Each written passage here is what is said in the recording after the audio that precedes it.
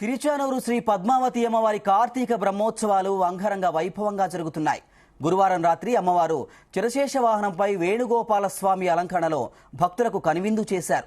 మధ్యాహ్నం శ్రీకృష్ణస్వామి ముఖమండపంలో అమ్మవారి ఉత్సవమూర్తికి విశేషంగా అభిషేకం చేశారు.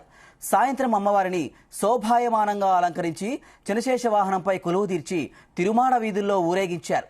పెద్ద సంఖ్యలో భక్తులు అమ్మవారిని దర్శించుకుని కర్పూర నీరాజనాలు అందజేశారు.